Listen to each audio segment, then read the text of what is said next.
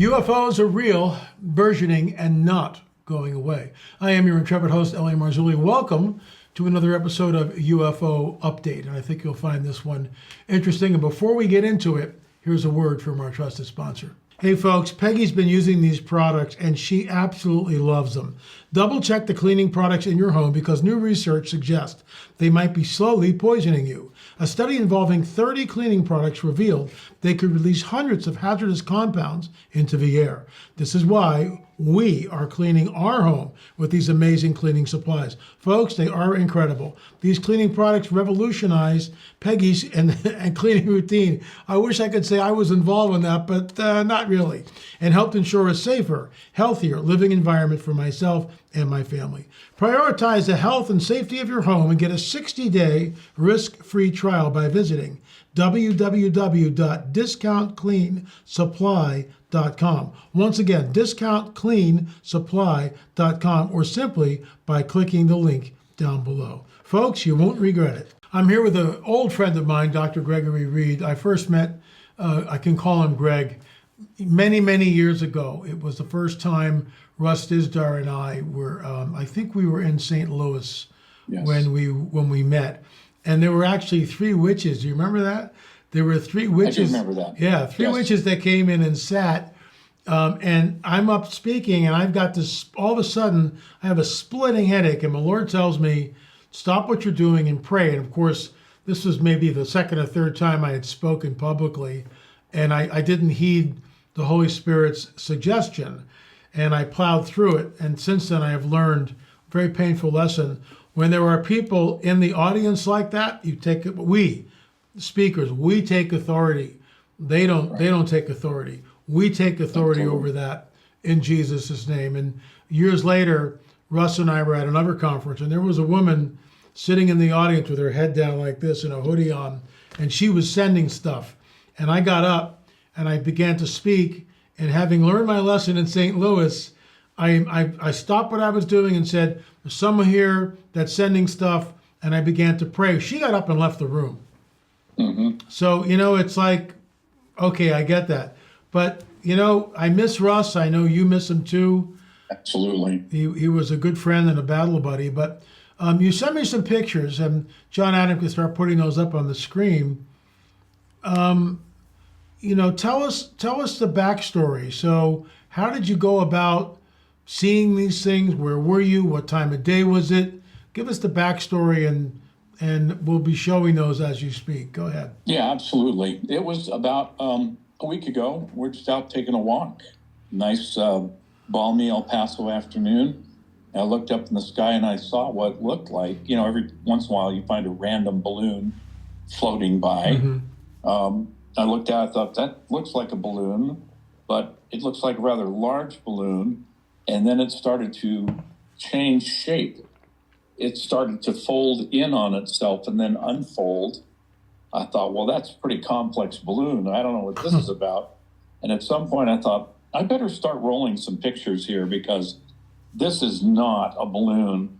And I took 2 or 3 shots. One of them, I think, turned out pretty well after it was enlarged. But I watched it was going in a straight path from east to west. And we live near Franklin Mountains, which is a pretty significant mountain range. Okay. It's also home to an underground military facility. And I just watched as the balloon kind of started to ascend out of sight. And I kept trying to take pictures of it. And then it just disappeared like it was never there. Now, when it disappeared, Greg, when it disappeared, did it go into a cloud and disappear, or just perfectly non-cloudy day? It just and it's not the first time I've seen something like that here in El Paso, but that was definitely the first one I was able to record. Did you hear any sound, and how far away was it in your opinion? It's hard to gauge. Maybe 200 or 300 feet in the air. It's hard to tell, but there's no sound whatsoever. No sound. Nothing. So it's 200 or 300 feet in the air. It's moving and changing shape as it's moving, right? Yeah. Wow. It's just so strange. It's the second time I'd seen something like that here in El Paso. One was a dozen or so years ago. I was going somewhere with one of the kids from our youth group. I saw what looked like a paper bag, like those old time paper bags. and it was twisting like this. And we both realized that's not a paper bag. And we followed it about a mile, and it did the same thing, just kind of slipped into another place. But this one was more significant because I was able to get pictures.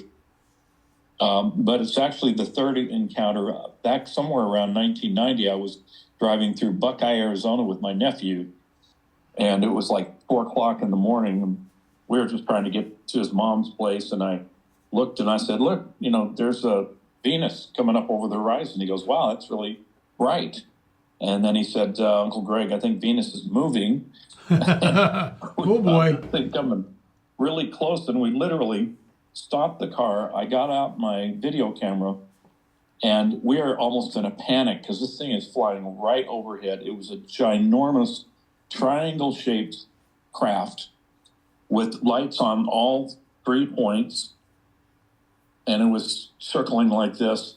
And when it went overhead, it almost felt like it was going to hit our heads. It was that low. Wow. It wasn't, but seemed like. But I'm videotaping the whole thing, and no sound whatsoever. And it just went right over us and just kept on going. Now, when I looked at the tape I'd gotten, the audio was there, but all the video had been erased. So that was this one that happened last week was like the third time I'd encountered something like that. And of course, folks, this is why we came up with the saying, rebuke first, ask questions later. I'm going to have to pull the camera in so our audience can see the mug, and they are available in the store. Shameless plug.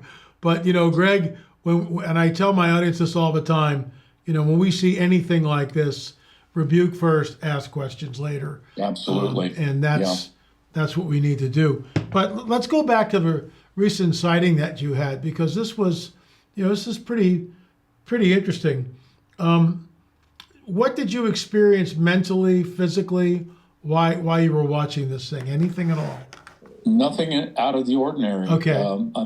I'm kind of like a reporter in most circumstances like that. I just just start snapping film and see what happens. So didn't feel anything particular, didn't sense anything, just knew that I'd captured something highly unusual.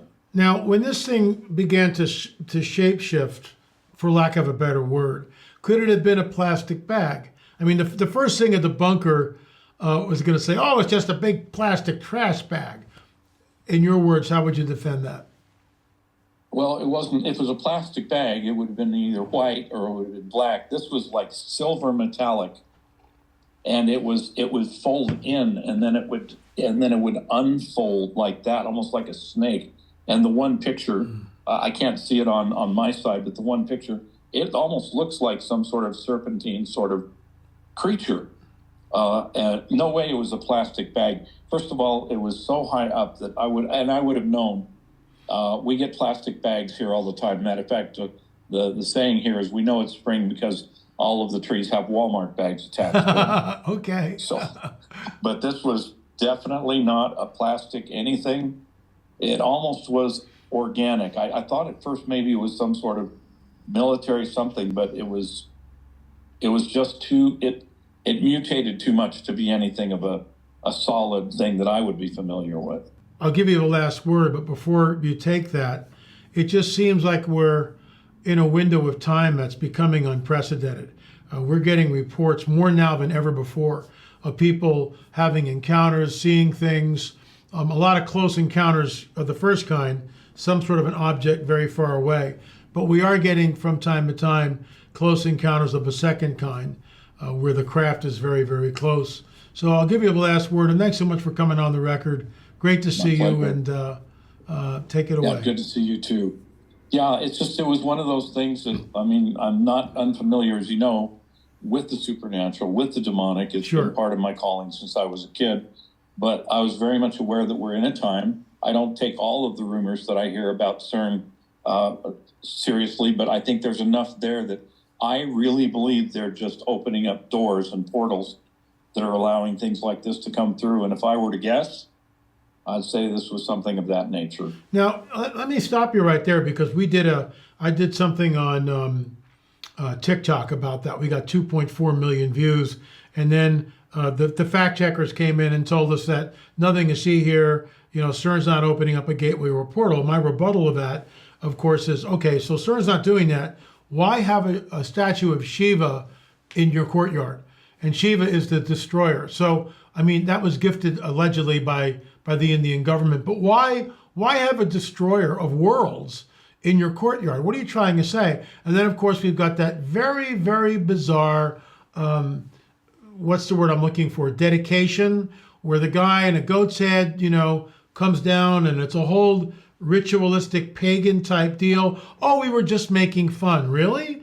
And then, of course, we stated that it was built on the Temple of Apollo. I fact-checked that. It is built on the remains of a Temple of Apollo, so much so that when they were constructing the Hadron Collider, CERN, they had to stop construction and let the archaeologists go in. So we're not making this up. Now, the leap is, what are they really doing? Are they trying to open up a gateway or a portal? And that's conjecture. We'll admit that's conjecture. But with all these other things, the Temple of Apollo, out of all the places they could build, why there? And of course, fact checkers just poo-poo all this. But those of us who know about the supernatural and know that every shaman on the planet knows how to get into the second heaven, that's what they do. Through peyote, through ayahuasca, through other sweat lodge ceremonies or whatever. So, for these fact checkers, most of them don't believe in a supernatural paradigm. So when we begin to talk about CERN or things that you see in the sky that just fade out, and let me ask you this, how did it fade out? I mean, did it become a pinpoint and just fade out, or was it still fairly large and fade out? No, it wasn't fairly. It just kind of went very high and then just disappeared. So it could have just been out of my sight, but I don't think so. I saw enough of it that it was large enough that it just, I think it just kind of folded, because it's the second time I've seen something fold into a place that wasn't there. And the whole thing with CERN is, and we'll have a private conversation about some of this that I learned at another time, but I know enough to know that when you hear the president of CERN saying it is possible that we've opened up a dimension and let something out, and it's also possible we've let something in, well, that's from the horse's mouth. So they can debunk that all they want. But the fact is what they're trying to do is to open up those portals. That's what's your I've heard this before too, but what's your source on that? I got it in my file somewhere. It was a direct quote from him about 3 or 4 years ago. Yeah, I mean, I'll see if I can source that. Yeah, please do, because I remember hearing that also. And that's kind of alarming. And look, it's folks, we don't. Yeah, I mean, let me just wrap it up by saying this. We're not saying for sure that CERN is opening up a gateway or a portal, but if that quote is real, it makes one scratch their head. Then you've got the very weird ceremony that was done. To recap, you've got the statue of Shiva in the courtyard. You've got the old ancient site of Apollo. So maybe those are just all coincidences. I don't know. But as a researcher, as someone who believes in the supernatural, I keep my eye on it. That's all we're saying. Absolutely. I keep my eye on it. I'll give you the last word, Dr. Greg, and thanks for coming on. You bet. Well, Jesus said to keep our eyes on things, and there would be signs in the heavens. And when you see these things, look up and rejoice, because your redemption is drawing near. So whatever happens in the skies just makes my heart happy, because the one that owns all the dimensions is coming back for his children. And I hope it's soon. Yeah, I can't either. I hope it's soon. Folks, thanks so much for watching. I will be in Jupiter, Florida on Friday and Saturday, speaking all Friday night, and then new presentations on Saturday morning and also Saturday afternoon. Karen Wilkinson, the author of Stolen Seed, Evil Harvest, will be joining me for about a 20-minute presentation on Saturday afternoon regarding her experience as an abductee. You're going to want to check this out. You've got to register. It's Calvary Church in Jupiter, Florida. I will be there Friday. No repeats. Every session is completely different material. So I'll be speaking at least 4 different times. Lots of information. You're going to want to be there. I just want to thank Chauncey Green for creating this new trailer. John Adam will run it. Don't forget, it's all about Roswell. These are our last 2 films. You're going to want to check those out. LAMarzulli.com. LAMarzulli.com. Check out this trailer. Officials endeavoring to obtain all flying saucers. Marcel's own words, it was something that he'd never seen before, something from another world. In our opinion, Marcel was the patsy. Just verbal directions that we know was bandit. That his father was telling the truth. He dead in the eye and he said, "It really happened," and he held his hand up just like this. They had 6 fingers, not 5. He said they looked quite a bit like us. Do you think your grandfather was a patsy? 100%. Cover up by the U.S. military. Do you believe our government has made contact with intelligent extraterrestrials? I can't discuss in public setting. Do we have the bodies of the pilots? Biologics came to some of these recoveries. He deliberately obfuscated and they lied to the American people. When the Pentagon decided to lie about what happened at Roswell. Because standing 6 feet away, this little being about 3.5 foot tall. She said the nurses who were there during the crash, they're now at a convent. The first book that Randall wrote, and he said to Jess, he said, "That's not fiction." But for everybody, I mean, this is a human thing. It's a worldwide changing, be life-changing for everybody. It was certainly not a weather balloon and not something from this earth.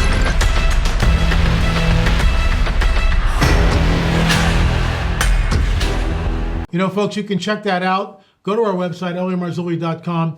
We found 2 pieces of metal in the debris field. We've had it tested. It's not from this earth. It's an aluminum alloy of a 7000 series, but that series wasn't invented until 1953. What's that doing buried 8 inches underground in the Roswell debris field? They didn't get it all. So check our films out. When you do that, you keep the lights on here, and we know that we're arming the body of Christ with the coming great deception, because that's what it is. Remember, folks, UFOs are real, burgeoning, and not going away. Thanks so much for watching.